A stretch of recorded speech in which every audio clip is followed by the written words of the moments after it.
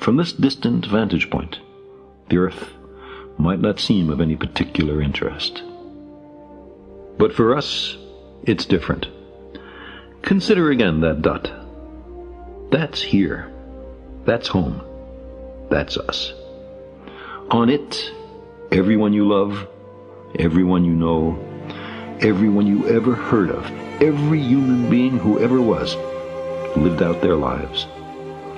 The aggregate of our joy and suffering, thousands of confident religions, ideologies, and economic doctrines, every hunter and forager, every hero and coward, every creator and destroyer of civilization, every king and peasant, every young couple in love, every mother and father, hopeful child, inventor and explorer, every teacher of morals, every corrupt politician, every superstar, every supreme leader, every saint and sinner in the history of our species lived there, on a mote of dust, suspended in a sunbeam.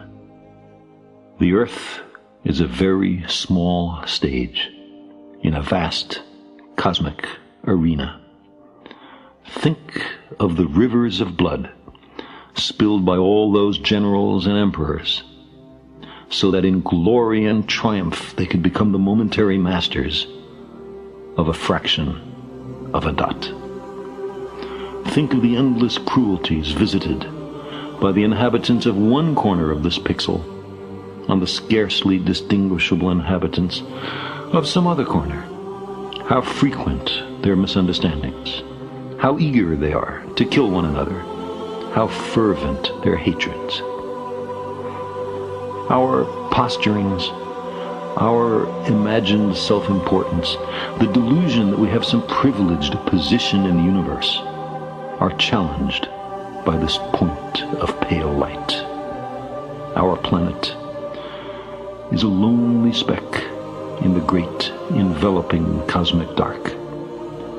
In our obscurity, in all this vastness, there is no hint that help will come from elsewhere to save us from ourselves.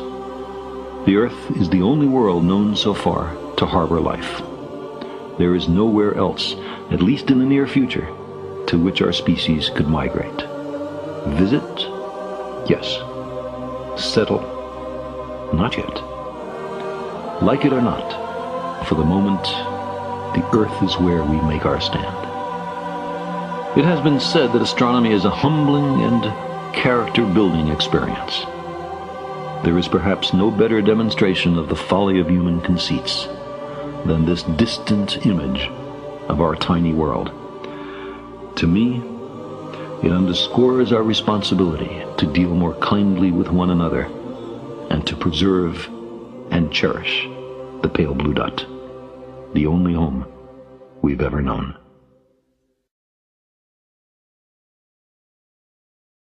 That we are all one, basically. Not as an idea, but as a fact. First, to realize, not verbally, but in your heart, in your blood, in your whole thinking, that human beings right through the world go through the same agonies that one goes through.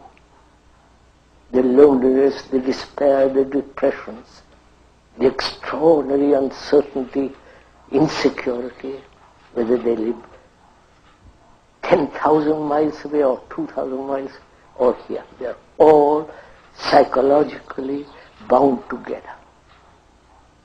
If one realizes that profoundly in your guts, in your blood, in your heart, in your mind, then you are responsible.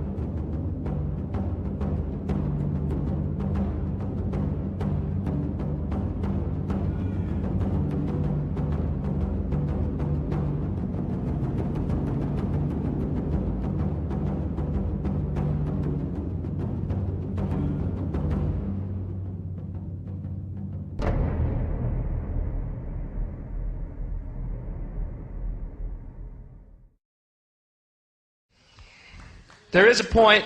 Is there a point to all this? Let's find a point. Is there a point to my act? I would say there is. I have to. The world is like a ride at an amusement park, and when you choose to go on it, you think it's real, because that's how powerful our minds are. And the ride goes up and down and round and round. It has thrills and chills, and it's very brightly colored, and it's very loud, and it's fun for a while. Some people have been on the ride for a long time, and they begin to question, is this real, or is this just a ride? And other people have remembered, and they come back to us, and they say, hey, don't worry, don't be afraid, ever, because this is just a ride. And we kill those people. Shut him up. We have a lot invested in this ride. Shut him up. Look at my furrows of worry. Look at my big bank account and my family. Has to be real. It's just a ride.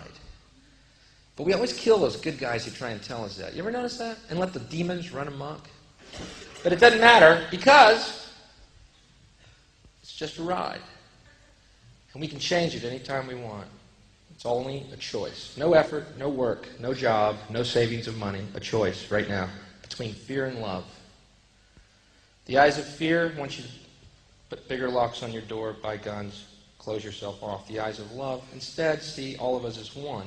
Here's what we can do to change the world right now to a better ride. Take all that money we spend on weapons and defense each year and instead spend it feeding, clothing, and educating the poor of the world, which it would many times over, not one human being excluded, and we can explore space together, both inner and outer, forever in peace. Thank you very much. You've been great. I hope you enjoyed it. What is the most astounding fact you can share with us about the universe? The most astounding fact. The most astounding fact is the knowledge that the atoms that comprise life on Earth, the atoms that make up the human body, are traceable to the crucibles that cooked light elements into heavy elements in their core under extreme temperatures and pressures. These stars, the high-mass ones among them, when unstable in their later years, they collapsed and then exploded, scattering their enriched guts across the galaxy.